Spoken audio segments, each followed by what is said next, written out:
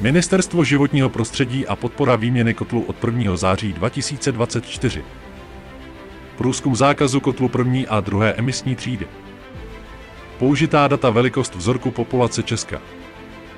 Metoda sběru dat byla online dotazování. Cílová skupina vzorek populace Česka ve věku 18 až 65 let. Strukturovaný dotazník o délce 5 minut. Sběr dat byl realizován ve dnech 3. května do 7. května. Obeznámení se změnou. Změnu pravidel ve využívání kotlů na tuhá paliva zaznamenalo 6 z 10 Čechů. Nejčastěji o ní vědí lidé z malých měst. Lidé dotčeni změnou. Povědomí o změně je vysoké, nejistých je pouze 9% obyvatelstva. Podle výzkumu ví o dotacích MŽP 93% dotčených tazatelů. Zvažované alternativy.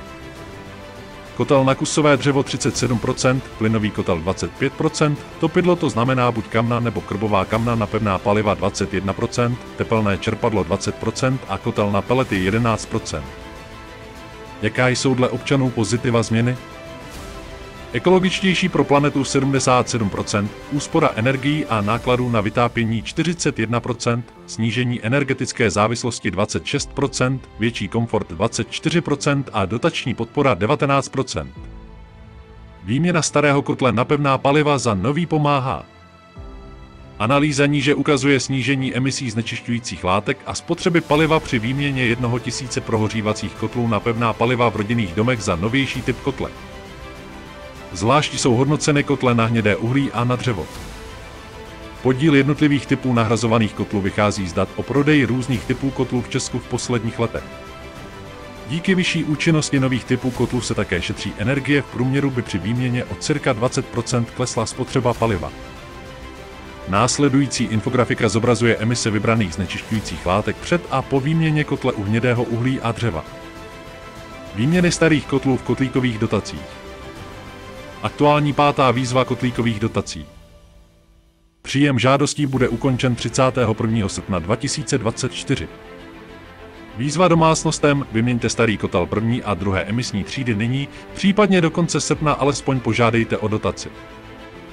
S přibližujícím se termínem ukončení příjmu žádostí zájem o dotaci stoupá. Od června 2023 do května 2024 podáno 4172 žádostí za 626 milionů, to znamená v průměru 347 žádostí měsíčně. Za poslední měsíc od 18. května do 20. června podáno 867 žádostí za 115 milionů korun, to znamená více než dvojnásobek průměrného počtu žádostí. V kotlíkových dotacích od roku 2015 podáno 130 000 žádostí o výměnu starého kotle, vyměněno 116 000 kotlů. Podano 130 000 žádostí a průměrná výše dotace 115 000 korun. Výměny zdrojů v programu Nová zelená úsporám.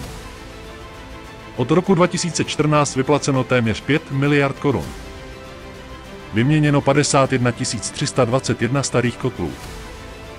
Dotace 4,7 miliard korun. Průměrná výše dotace 92 000 korun. Změny v podpoře výměn nevyhovujících zdrojů tepla od 1. září 2024. Končí kotlíkové dotace financované přes kraje z OPŽP, podpora výměn zdrojů pro všechny domácnosti poběží v programu Nová zelená úsporám. Pro seniory a nízkopříjmové domácnosti Nová zelená úsporám Light. Pro ostatní domácnosti Nová zelená úsporám. Dotační podporu bude nově možné čerpat na výměnu všech uhelných kotlů, tedy kotle na pevná paliva nižší než 3. třídy a kotle konstruované pro spalování pouze pevných fosilních paliv bez ohledu na emisní třídu kotle, a u kombinovaných kotlů například na dřevo a uhlí se to ale netýká. Vše podpory pro seniory a domácnosti s nižšími příjmy od 1. září 2024 u kotle na biomasu včetně akumulační nádrže nebo kotle na biomasu se samočinnou dodávkou paliva bude 110 000 korun. Vše podpory pro ostatní domácnosti od 1. září 2024 u kotle na biomasu včetně akumulační nádrže nebo kotle na biomasu se samočinnou dodávkou paliva bude 65 000 korun. Místní akční skupiny MAS radí domácnostem s výměnou starých kotlů. Více než 700 poradců MAS nebo EKIS, znalost regionu, zkušenost, komplexní pomoc, na co si dát pozor, někdy není jen výměna topidla jistotou úspor a konzultace. Asociace podniků topenářské techniky. Prodloužení dotací na výměnu kotlů tříd 1 a 2 je pozitivním signálem pro nerozhodnuté provozovatele těchto kotlů. Ročně lze u nás instalovat až 190 000 teplovodních zdrojů tepla do 50 kW. Z této kapacity lze ovšem jen část využít na výměnu kotlů na pevná paliva. U podpory na výměnu uhelných kotlů je dle APTT prospěšné se zaměřit na čistě uhelné kotle, protože kombinované kotle uhlí a biomasa, které plní požadavky dle ekodesignu, budou v dohledné době vítaným mostem k nenásilnému přechodu vytápění části domácností od uhlí k biomase.